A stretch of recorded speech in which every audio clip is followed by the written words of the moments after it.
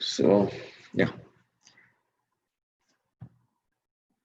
So it's officially 11 o'clock. Thank you very much. And just to welcome everybody once again, my name is Osman Sidat, and the webinar today is about building leadership capacity during transition. And I don't have to explain any more about that. Our two speakers will certainly talk to it. They certainly have a lot of passion and commitment in terms of what they're going to be talking about. But just to say that we're all in this period of transition. We've come through a period which nobody at the beginning of this year could have imagined would have happened. And organizations and individuals are dealing with this. And the whole issue then is about how do we lead organizations, how do we lead people through this transition, and how do we build capacity during this transition. So we've got two speakers this morning, Samira Ahmed and Kyle Chetty, and they will be talking generally about this phenomenon, building leadership capacity. I will introduce Samira just now but before we want to do that, just to bring to your attention that we will be using the polls to put up some questions that we'd like you to respond to. So I will launch the polling, and this will, you can then respond to those questions. The other thing is that if you have any questions that you'd like to ask, use the Q&A function or the chat function, but preferably the Q&A function, and we will attempt to take that into answer your questions at the end of the two presentations. So without further ado, I want to introduce Samira Ahmed, who is a founding member of Pinnacle Human Capital Consulting. This is a firm that offers HR services, a variety of HR services. Samira herself has a postgraduate diploma in administration, and she's an accredited mentor and coach, and certainly qualified to talk about what we're discussing today, building leadership capacity during transition. So Samira, I'll hand over to you.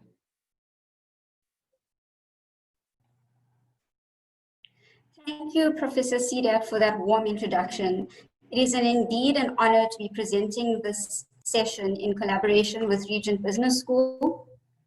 And we are privileged to be addressing such an esteemed audience. So thank you so much for joining us. Our session today is entitled Building Leadership Capacity Through Transition. Over the last few months, the world at large has been plunged into one of the biggest human tragedies in global history. The workplace remains forever changed by the impact of the virus that has ravaged our workforce, communities, and societies. To this end, we have had to press the reset button and reconsider the way we engage and lead our people. This morning, I will be discussing why trust is important in times of crisis, how you can begin to build your leadership narrative. My co-host Kyle will offer you a model to manage change in your organization, share tips to creating a high-performance culture, and finally, aid in your transition from crisis to success. We hope that this condensed masterclass will help guide your thinking in reshaping your leadership agenda, offer you tools for leading change in your organization, and leave you a little bit more positive and a lot more in control as we navigate through the pandemic into the new world of work. Earlier this week, our country moved to level 2 of lockdown, and while this involves the large-scale reopening of the economy, the virus still remains a threat. Employees are still experiencing levels of anxiety over job security, fear for their own health and that of their loved ones, and uncertainty about the future. COVID-19 has provided us with the biggest leadership disruption, and we are here today to help you navigate the social upheaval into success. By now, most organizations have established a new normal, and with this, a change in leadership style and behavior. For some, these have had positive impacts on their teams and their operations. For others, new business requirements, technological challenges, and remote working created situations that led to trust being undermined and an erosion of workplace culture and engagement amongst team members. The key question is, how do we build cohesive, resilient, and engaged teams that perform productively and remain fit for purpose in times of crisis?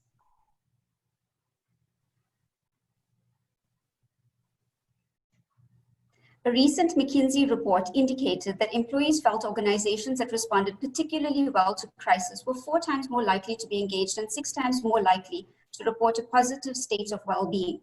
While these results don't offset the vulnerability that many continue to feel, they do point to employee confidence and trust in the organizations, leaders at the time. Trust is the underpinning factor that determines leadership capacity and organizational effectiveness, and the need for trust is particularly critical in times of disruption. There are 4 steps to achieving and maintaining a high level of trust. The first is the power of vulnerability. Allowing employees insight into the struggles and challenges of the leader can humanize the situation, increasing your relatability. Use town halls, pulse surveys, listening tours, story sharing, where trusted leaders can speak transparently and empathetically about what they're going through. From Patrick Lencioni's book, 5 Dysfunctions of a Team, we note that the sharing of experiences is a powerful tool in the art of building trust. The second is inclusivity. Allowing employees to be included in the changes to business as usual activities encourages autonomy and shared ownership. Maximize the use of digital channels for people to engage with each other directly rather than running through a central hub. This increases collaboration, reduces silo working, and fosters healthy partnering and a sense of connectedness, all of which enhances the trust factor. The third is to be consistent.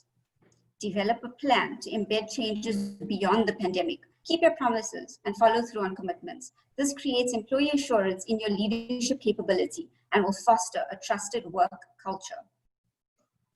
The last and pivotal step in building trust is robust communication. Communicate changes to employees timelessly and frequently. Using communication channels to understand the needs of your employees will ensure that company communiques are clear and speak directly to those needs.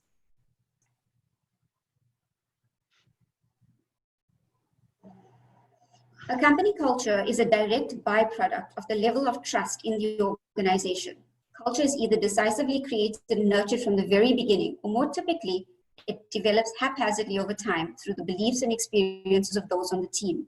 But when an organization is facing the need for some kind of change to remain positive, cutting costs, introduce new products, become more efficient, or improve quality, often the culture is going to have to transform as well, because a new way of doing things requires a new way of thinking, especially from leaders at all levels. Leaders must lean on the values of the organization to drive performance, especially during times of change. An organization's values should be the bedrock of why the company exists, how it makes decisions, and its true purpose. They must be authentic and relatively specific so that they actually resonate with the team.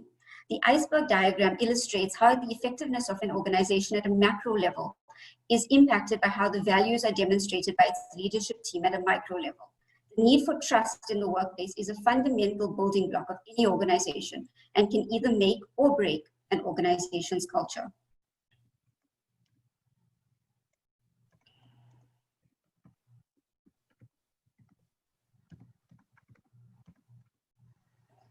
Abraham Maslow, who created the hierarchy of needs, a theory which argued that psychological health was dependent on the fulfilling of needs in order of priority. His theory put forward the idea that humans must have their basic needs met in order to pursue their own personal growth and development. These needs are for basis for human survival and growth. But as you look closer at them, you see that they play a large part in employee engagement levels and how engaged and motivated employees in an organization are. The pandemic has created a vortex of emotion with employees plunged into feelings of despair. With employees feeling uncertainty over job security and workplace safety, most will not move past the basic level of survival and safety.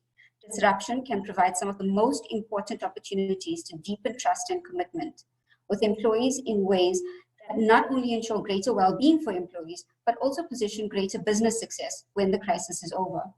In times of crisis, it's essential to not lose sight of your human side or your company's cultural values. Instead, channel them into positive strategies and actions that will protect your employees' well-being and improve your workplace culture over the long term.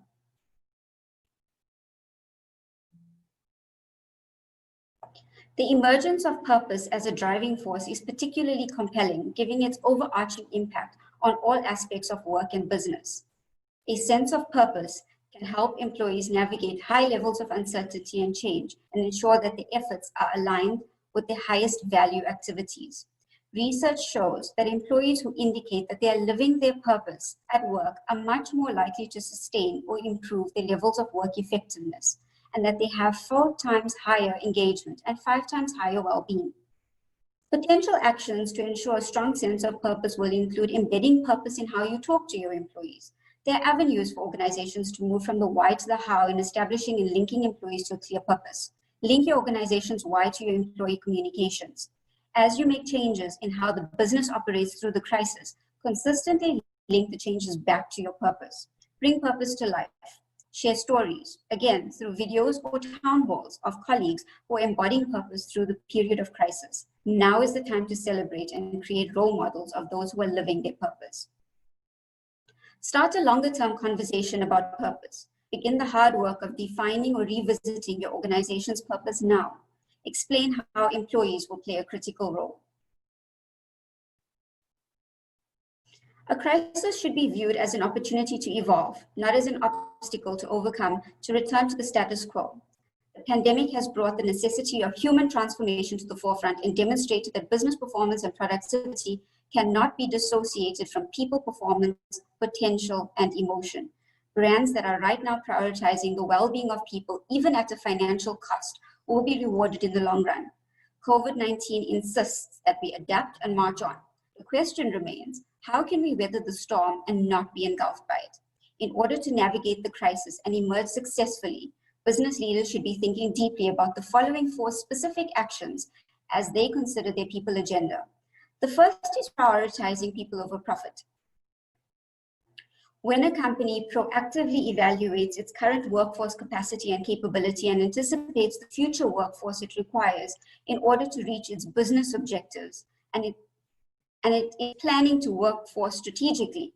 However, in times of crisis, strategic workforce planning tends to take a back seat and become more of a theoretical notion than a reality. Despite this, it is during a crisis that it should be put at the forefront of decision making. The temptation may be cut down on employees to reduce costs. However, this is only a short-term solution and could potentially lead to an array of other challenges once the situation stabilizes, such as excessive demand on the workforce.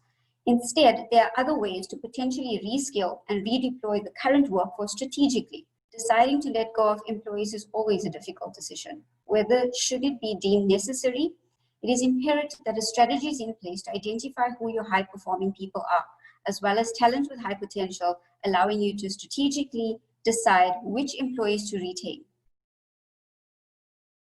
The second action is being decisive about your leadership legacy.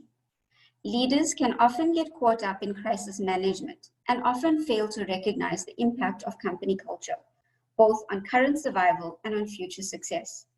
In times of crisis, successful companies are mainly characterized as having an open culture, demonstrating a willingness and openness to change, a high level of trust, and a high tolerance for uncertainty and flexibility. Your legacy will be how you behaved, not what you did. The third act involves redefining organizational performance. Consistent and focused learning and development throughout the economic downturn will become crucial in ensuring employees are skilled to be able to adapt to change and support the survival of business. The fourth act is change management. This includes creating an inclusive communication strategy for internal and external stakeholders, creating transparency and encouraging trust. The use of digital tools for internal teams can aid in improving accessibility of content relating to updated policies, symptom monitoring tools, guidelines to safe workplace and home practices, and opening up channels that support collaboration and expression of emotions or concerns. For external stakeholders, ensure that communication is reflective of the disruption to the supply chain and encourages collaboration between parties to maintain mutually beneficial relationships.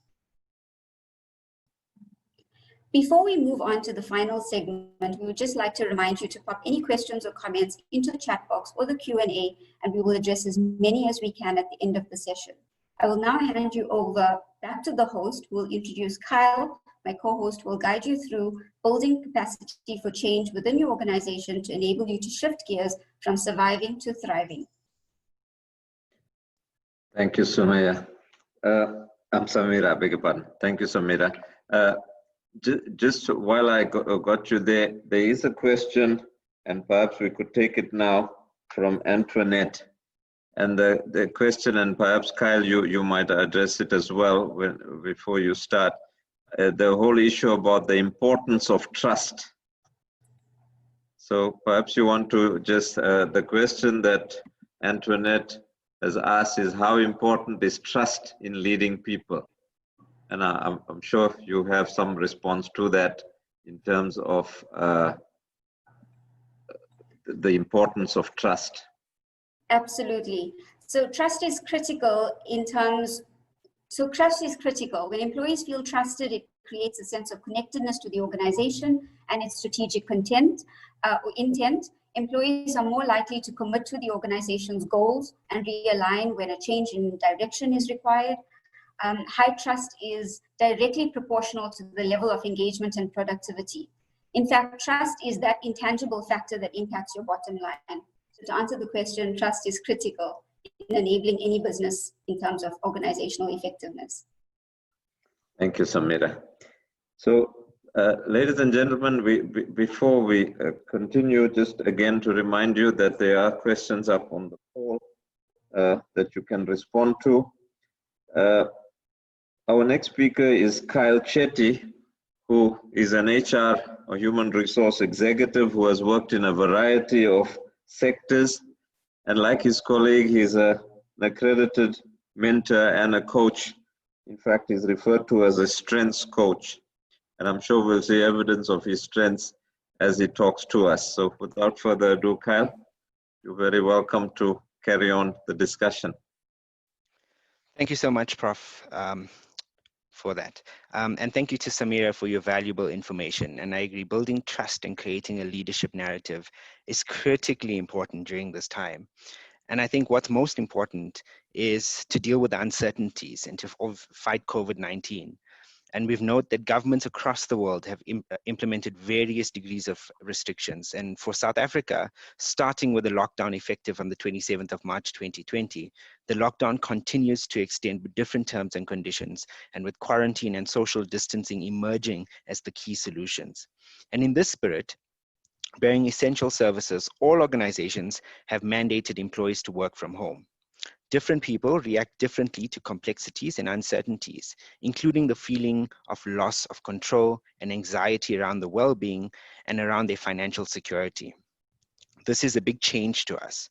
And to help employees navigate through this turmoil, several organizations have made counseling helplines and wellness sessions available to employees and their families.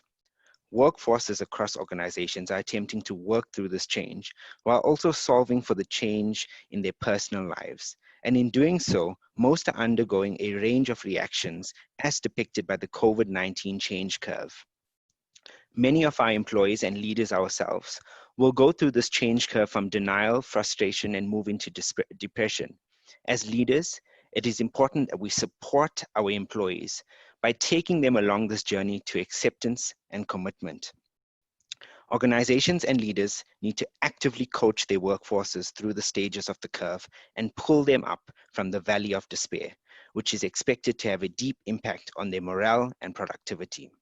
To do so, workforces need to be given ample information through their preferred models of communication.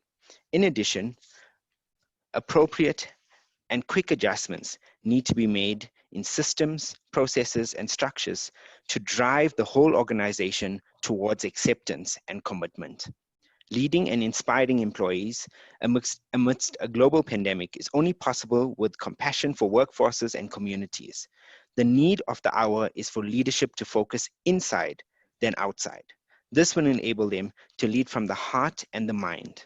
Leaders also need to align their approach with their actions and take the organizations through the crisis. This situation requires clarity and decisiveness for embracing the change and managing transition. Team effectiveness is enhancing by a team's commitment to reflection and ongoing evaluation. And in addition to evaluating accomplishments in terms of meeting specific goals for our teams to be high performance, it is essential for them to understand the development as a team. Most of us are familiar with the concept of the terrible twos in early childhood, and understanding that development stages makes it easy to accept the constraints from a stream of no, no, no, and no that we might hear from a 2-year-old. Teams also go through the similar stage of development. The most commonly used framework for building effective teams was developed in the mid-1960s by Bruce Tuckman, and it is applicable particularly in crisis. Each stage of team development has its own recognizable feelings and behaviors, and understanding why things are happening in certain ways on your team can be important part of the self-evaluation process. Sudden changes, such as the current COVID-19 global health crisis, has caused a disruption in everyday business. While many individuals and teams find themselves navigating new ways of work to work effectively, using the Tuckman stages of team development we applied to newly formed teams, it can also be applied to teams that encounter new situations or experience or even facing a crisis of change and disruption. And as we know, during each stage of the development, forming, storming, norming, and performing, team members experience various issues. Some of them are positive, negative, and neutral, eventually leading them into the next stage. Depending on how effectively your teams work together, they may move through the stages slowly or quickly. If a team becomes stuck in any one of the stages leading up to performing, there can be negative impacts on the organizational culture and productivity. With this unprecedented situation of office displacement due to COVID-19, it is critical for business leaders to manage and understand how these stages impact their teams and how to help their team move through each of these stages during periods of extreme change. Make sure that each team member has what they need to work from their new environment, and work with them to address these obstacles that they may be facing in their personal lives. When moving from a physical office to a virtual home office, each team member's situation may drastically differ. Some of us have children or housemates, while others may already have a home office set up. Make sure you check with each person individually and make sure they have the support they need to function in their new environment. Goals and targets may need to be adapted to fit the new situation and marketplace, and teams will need to be aligned on how they carry out daily tasks and projects. It is also important that leaders can foster alignment between their teams virtually and have daily stand-up meetings or weekly meetings with their team to ensure that everyone is moving in the same directions towards the same goals. Although leaders will still be involved in the group, they may take a step back by allowing the team to become more self-sufficient and autonomous. Rather than proactively checking in with each team member, they may also want to move to a virtual open door policy where individuals of the group can reach out and assist if they need anything. Keep in mind that change initiatives aren't always the same, so the approach should be flexible and scalable to match the needs of the business. This means making sure that you are implementing change management activities that provide the most value and desired outcomes.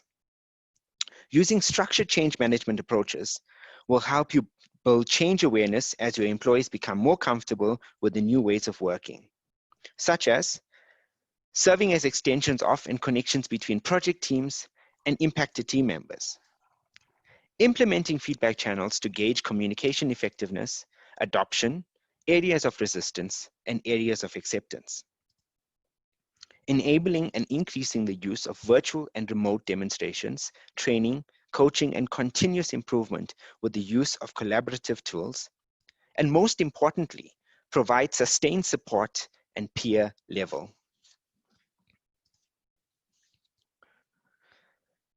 As per a study conducted by Gallup, the businesses with higher employee engagement have a more exceptional ability to weather a volatile economy, generating better operating income, net income growth, and earnings per share.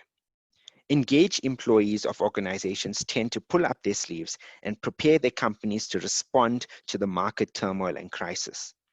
The most important aspects of this definition of employee engagement is the willingness of employees to put discretionary efforts to accomplish tasks which are important into achieving organizational goals.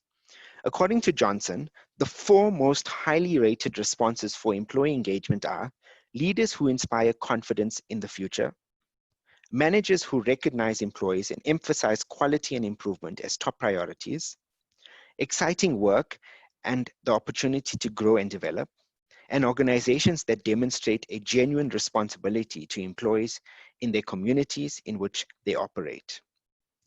How are you responding to your employees? You should show employees how much they mean to you and your business by taking time to recognize and celebrate the special occasions with employees. A celebration in particular during this challenging time may also provide a welcome and likely much needed and creates a positive distraction for you as well as your team. When the time comes, also let your employees know that you are doing the most to prepare and ramp them up, and you are looking forward to welcoming them back into the workplace. It is important that you generate excitement around the return of employees back into the workplace and help rebuild the business. Encourage them and provide employees with opportunities to learn and develop their skills while they are off work that will show you that they are still interested and they are invested in them. Provide training opportunities that will align with employee personal interest and development goals and help set them up for success when they eventually do return to work.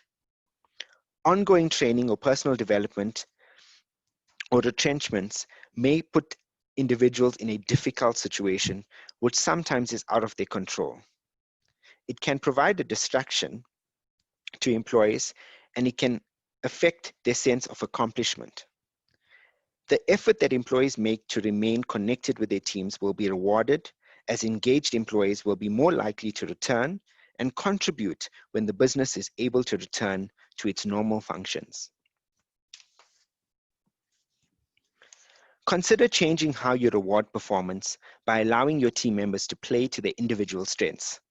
One of the most important ways in which command and control leadership can stifle productivity is by denying the employees the flexibility to gravitate towards the roles and responsibilities that play to their inherent abilities.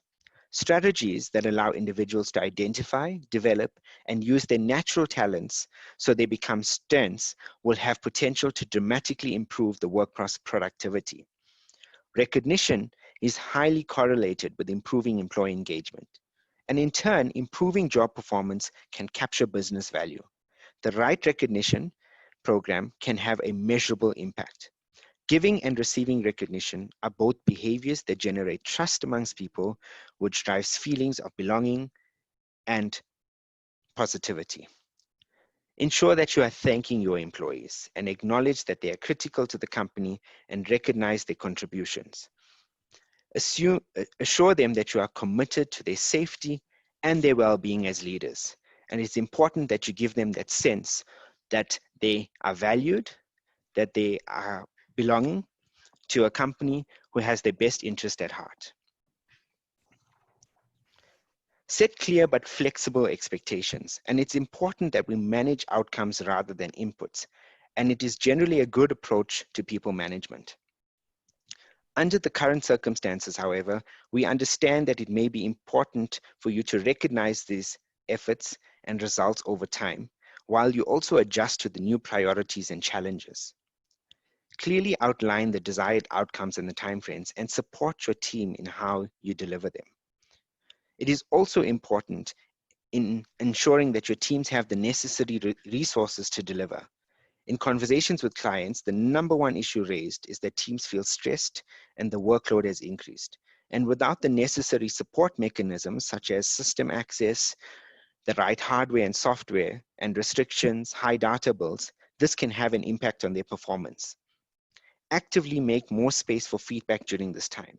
Don't just assume that your team will bring concerns to you or feel comfortable sharing how they feel with you. Be ready to ask the tough questions and find out what do they need from you as a leader.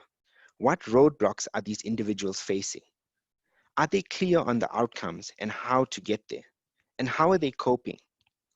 Provide feedback in quick and sound bites to help your team course correct quickly.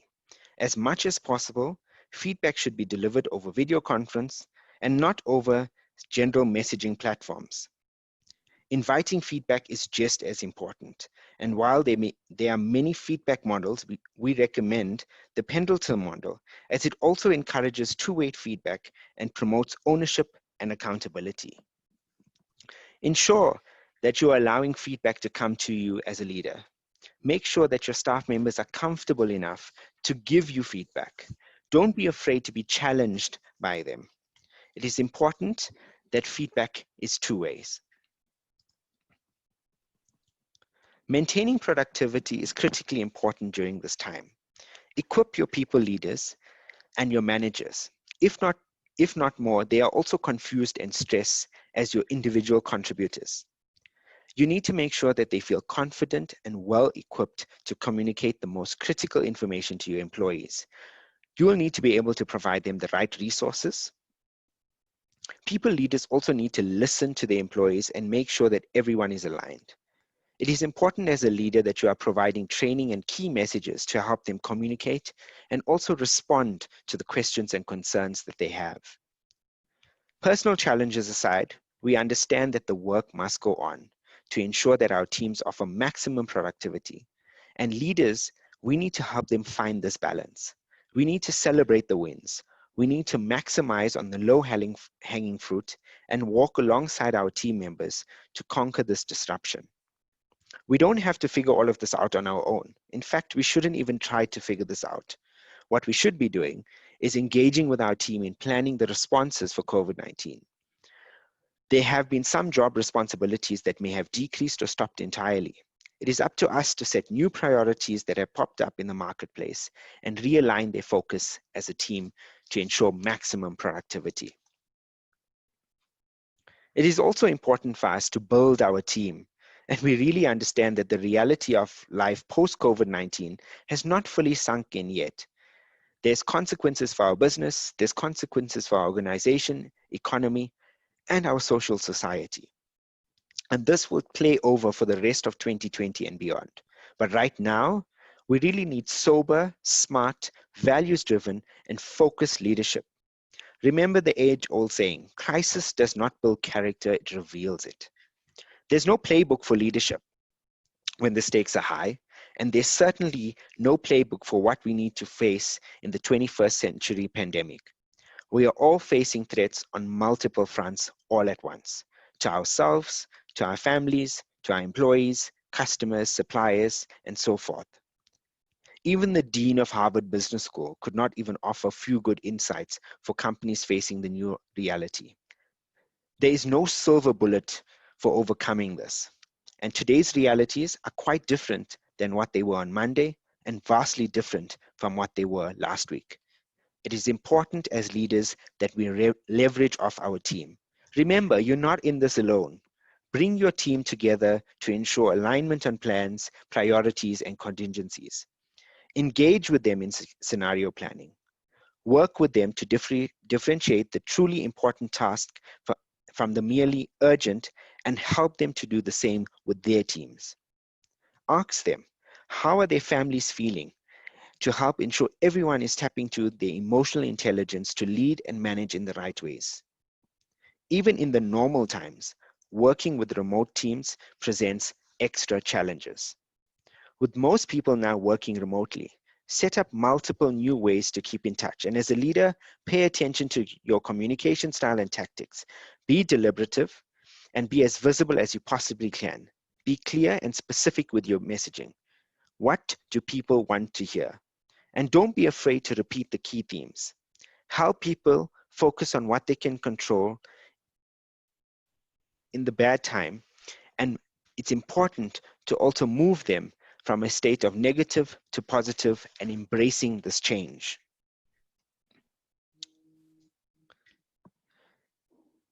To close off, be flexible, be adaptive, and be willing to make the difficult choices.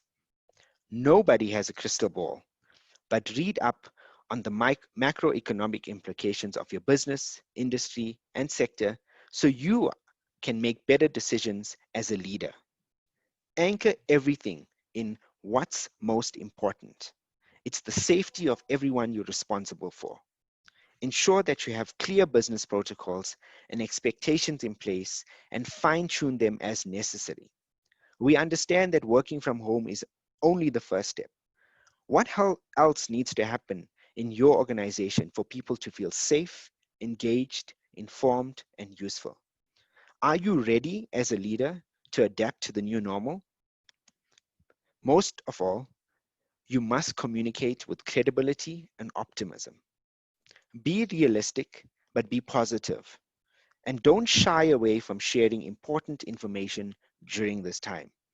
Your employees will remember for a long time how they were treated during this crisis. Nothing drives employee loyalty and engagement more than knowing my leader cares about me as a human being. And as a leader, you should treat this COVID-19 crisis as a defining moment for yourself and for your organization. Step up and lead accordingly. I hope that you have found this masterclass valuable and the information shared by both Samira and myself. We will now go through some of the questions that came up during the session. If I can just come in here, Kyle. Yes, you can, Prof. Thank you. Okay, just if you don't mind, I'll just go through some of the questions. But before that, for those people who are inquiring about the presentation, it will be available on our website. And we have got your email addresses, so it will be also made available to people who request it. So we've made a note of those people who made those requests, and you're all welcome. Perhaps we could just take a question that I see doesn't appear anymore, but the whole issue about trust. And when in a senior role, somebody asked the question, well, unfortunately they remained anonymous. They say often information cannot be divulged. And this might come across as a lack of transparency on the part of the leader. So the question is, how do you handle something like that? I'll leave it to whoever wants to answer that. Thank you, Prof. Thanks for that question. It was a really great question. So thank you to whoever asked the question. I think what's important here is to understand what information is needed by the various stakeholders in your business in order to feel included and part of the process. What we find is that in privately owned organizations, often the top management will not necessarily want to release financial information as an example. So it's often important to, but it is important to contextualize the change or why change is needed in your organization. So doing some kind of dipstick test in terms of what the stakeholders in your organization need in order to feel part of that process, to feel that you are creating an inclusive environment where they can understand the why around why you're doing what you're doing, will allow them to align themselves with the change and will prevent disengagement. I hope I'm answering that question for this attendee. Thank you. I think that was a complete answer there. There's Zixo Lisile asks, does trust have to be unilateral? I can take that one as well. So no, trust does not have to be unilateral. In fact, trust is something that needs to be shared by all employees in an organization. If you've established trust as a fundamental cultural value that is deeply embedded within the value system of an organization, you'll find that you will be able to have an entire organization that resonates with that value of trust, creating shared trust throughout the organization. So I think just to answer that question, I think it's important that all employees feel a sense of trust, because trust is that thing that connects the employee to the organizational goals, and they will be more aligned with the strategic intent of the organization. If they feel trusted, they are then able to trust the leaders of the organization. Thank you. Thank you. Kyle, perhaps you can take the next one. It relates to the whole issue of the most effective way to communicate change. Sikumbuso wants to know, what is the most effective way to communicate change? I think, change is all about communication, and communication has to be open, and you have to be honest and transparent with it. It's also important to sort of set the picture of why you're changing. And we understand that, if we go back to the change curve, we've been faced with COVID-19, and we're going through various stages of this curve, but it's important that we understand that we need to commit and accept towards the end of what is this new normal life that we're going to adapt to. A lot of us could have been very frustrated during lockdown, not agreeing with some of the restrictions. Some of us were not happy with certain bans that were in place, and we've obviously went through that phase. But it was important that we also understand we have to accept of why. And also looking back, it's also important for employees to understand that they will go through this curve. And some employees may take longer than others to transition from one place of the curve to the next. Not every employee is just going to go from denial to depression. Sometimes they may move back and forth during this time. And it's important as a leader that we take them through this journey and we understand exactly in which space they are during this time. And we address the concerns and we allow them to bring forth their questions, that we are able to answer them and give them feedback and engage with our employees so we can actually transition them to go through this change. There's no specific model that you can use to say we're going to use, the ADKAR model, for example, to manage this change. You got to use what is adaptable for your business, but it's important that you communicate the change and you create the buy-in with your staff, which is most important. So, Zixolisile also has a question relating to that Tuckman's model and the notion of building effective teams, and says, if we have a collapse of one of the stages, what would actually happen? I think, it's important to also understand that, again, this is not a tick box exercise where we're going to say our staff is now moving from forming and then they're storming and so forth. It's not a tick box exercise. And it's important to also understand that some employees may move to a previous stage in that.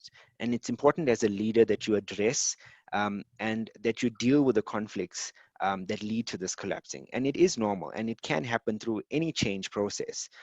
It is important that, we don't sort of have a rule of thumb. And if someone is moving back to a stage, as a leader, you need to go and ask yourself, why is this person moving back? Is there something that they're feeling about? Is there uncertainty? Are they unsure? Is our communication not clear to address these issues to help move them through an engagement sort of process, if you want to call it that? Thank you. There's a couple of questions relating to the whole situation of working from home or working remotely. And the first relates to how do we manage performance in a remote situation? That's from Suveshni. In a remote setting, it's important to just keep role clarity. If your employees are aware of the deliverables that are required and the timeframes for the delivery of those deliverables, they will likely to meet those expectations. It's also important to just make sure that feedback is two ways. So it's important to check in with your teams quite regularly, give them feedback and allow them the opportunity to give you feedback in terms of what are the things that are working and where are the missed opportunities. In terms of your check-ins, you also want to make sure that your check-ins are not merely professional. If people are working from home, it's likely that they might be experiencing certain challenges in terms of not necessarily having a dedicated space to work from, or they might be balancing work and family. They might have kids that are at home because of the lockdown. Kids are not back at school. So it's important to just check in on a personal front in terms of how they're doing, what do they need, and do they have the support that they need in order to meet the expectations. I think just in terms of work from home, it's also important to be flexible. I know, when you're in the office, you work core hours. It could be 8 to 5 or 9 to 6 or whatever the case is for your particular organization. But just if you operate with a little bit more flexibility in terms of not expecting individuals to be sitting at their desk 8 hours, particularly taking into account that they might have additional family responsibilities, it would enable people to meet those deliverables, and for you as a leader to be able to manage the performance accordingly. Okay, and then thank you, Samira. A link to that is the whole issue of rewarding employees. Olga, for example, wants to know how else can you reward employees apart from financial rewards? And linked to that, Yusuf asks, could organizations give incentives to employees who are working at home or working remotely? Okay, so yeah, there are many non-financial reward mechanisms. During this period, what we encourage you to do is to individualize your reward systems. This will help you to tailor your rewards to the individual needs or the motivational factors of your team. I often call it the hot buttons. With your team members, each is motivated by something different. So, and it gives your team members the feeling that you're recognizing the individual contributions. As an example, paid time off for a single mother is something that she would value quite a lot. Mentoring an aspiring leader, giving someone stretch projects if they are wanting to grow into a certain space, providing personal growth opportunities, providing leader and peer recognition to an employee for a job well done. All of these are non-financial rewards that will keep people engaged and motivated and improve your productivity levels. It's important to individualize your reward systems because it links directly back to the engagement levels of your employees. It will reinforce some of the positive behaviors that you want to see in your employee.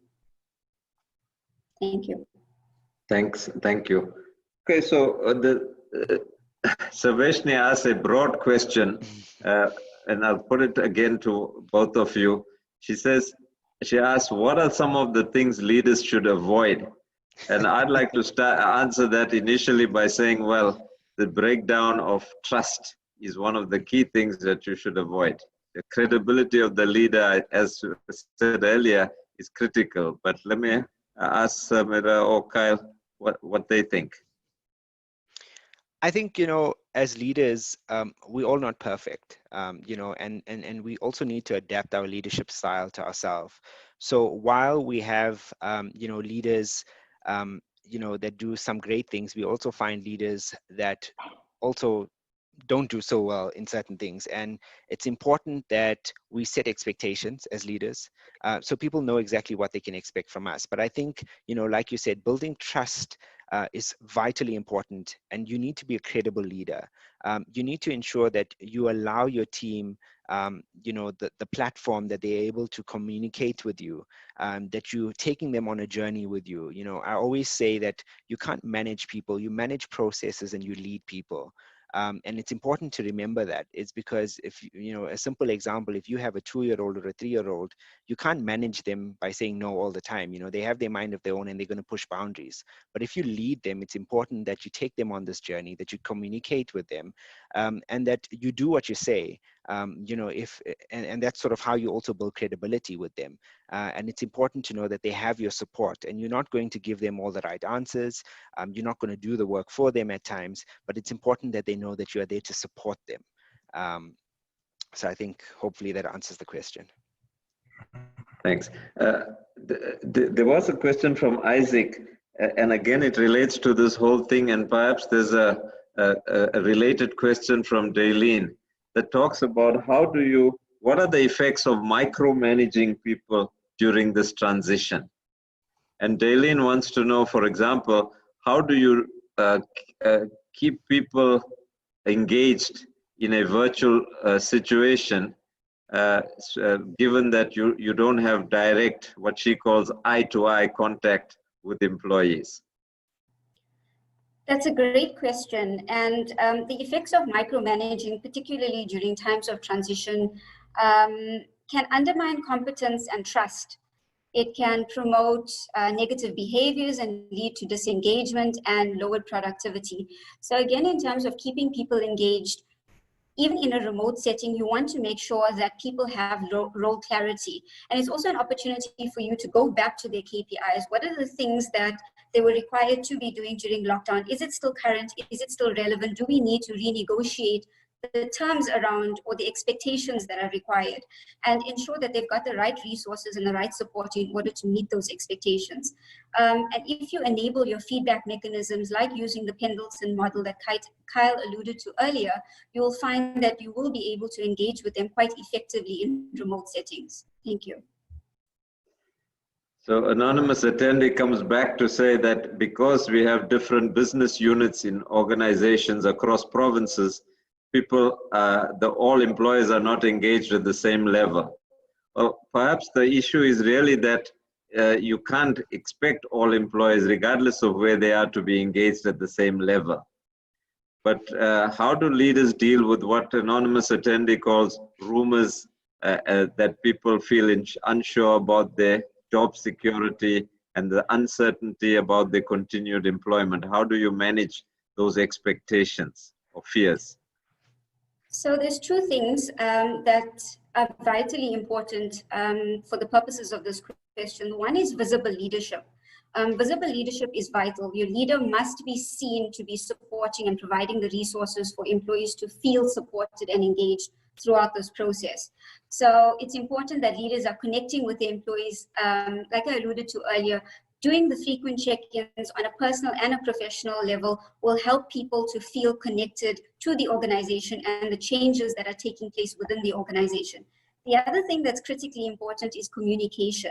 So create a communication strategy in terms of how you will communicate with various stakeholders across the organization. As an example, if you've got blue-collar workers, those that might be in rural areas and may not necessarily have access to some of your digital channels like a Zoom or Microsoft Teams, figure out a way that you would be able to communicate with them quite frequently around what are the changes that are taking place in the organization. You could use WhatsApp, you could use SMSs, you could use other methods to contact those individuals in terms of what changes are taking place and how it impacts them. So you're having a clear communication strategy that targets each individual level in your organization will lessen some of that anxiety and uncertainty that people are feeling. We know that businesses are going through tough times at the moment. A lot of businesses are going into restructure and having to retrench individuals. So try and keep your information as current as possible so that people feel as less anxious as possible throughout the process. Thank you. Thank you. We are running out of time, so I'm going to just take one or two last questions. Just to say again that we will respond to each of these questions to the individuals who've raised them. And the presentation will also be emailed to everybody, or the participants. So you don't have to really worry about that too much. Here's a question that says, perhaps looking forward, this working from home, or what Tammy calls WFH, do we foresee that companies will now standardize this new way of working into their policies going forward? I think a lot of companies have adapted to the work from home policy. I think, a lot of companies have seen some sort of benefit and engagement with this. You know, from the feedback that we've received, a lot more people are saying they feel more engaged working from home. You know, if you're looking at from a company perspective, there's a company that I know of where they have implemented working from home indefinitely now because it helps them with the reduction of cost. So there's no longer a need for a head office building. There's no longer costs from an electricity, refreshments perspective, and so forth. So a lot of companies are embracing the work from home. Do I feel that work from home will continue? Yes, I definitely do think so. And I think it also will depend on the company and how ready they are to manage their employees, you know, working from home or virtually. I think, you know, when the lockdown hit in, we went into, you know, a flight or fight mode, and you know, a lot of leaders started developing, you know, relating back to Samira, a sort of a micromanagement, you know, leadership style, because now they can't see the employee at their desk, they can't see them in the office. How do they know that this employee is going to be delivering on certain things? You know, there's no feedback session where I can walk into their desk and get this feedback. So I think it's a big adaptation that we need to make as leaders and as organizations. But it's also important as employees that when we are trusted to work from home, that we ensure that we are delivering on certain expectations as well. Thank you. So linked to that, Mpho wants to know, how do we set boundaries then as leaders, given that people are working remotely, which will make them inclusive rather than push them away? I know it's a tough one, but perhaps you want to. I think one of the important things right now is, you know, one of the things that Samira mentioned in her presentation was people over profit. And right now we need to ensure that we are leading with empathy. And while it's quite hard setting boundaries, so to speak, but it's also important that there's clear expectations between you and your team, and setting those boundaries is important.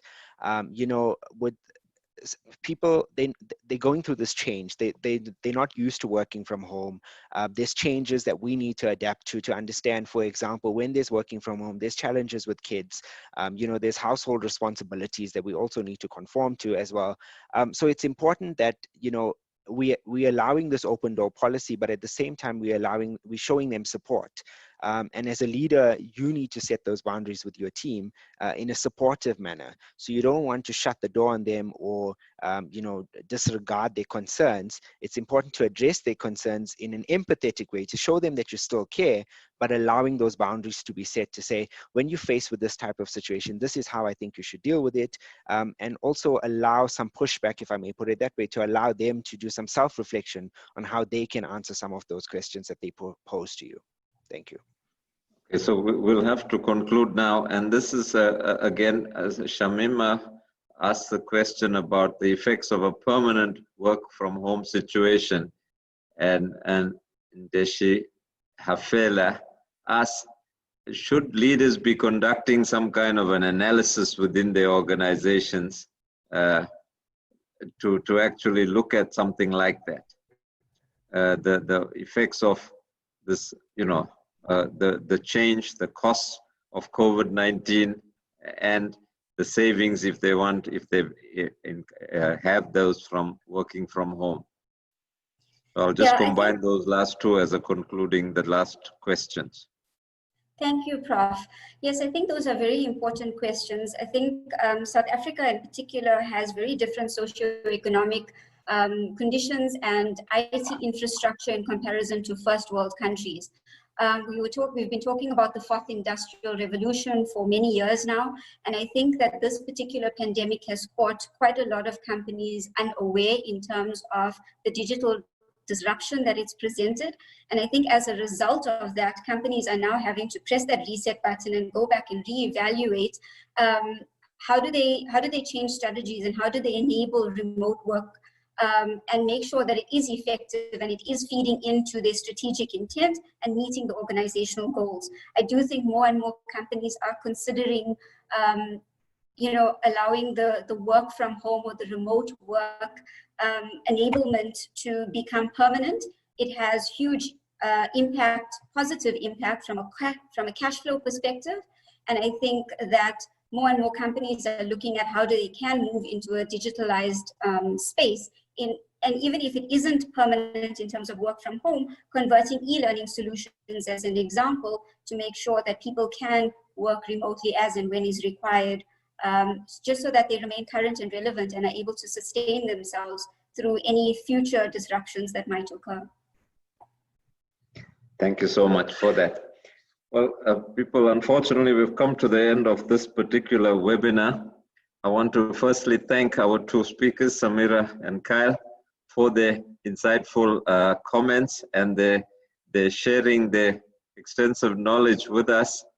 I think, and judging from some of the reaction of some of the participants, people have generally benefited from today's session.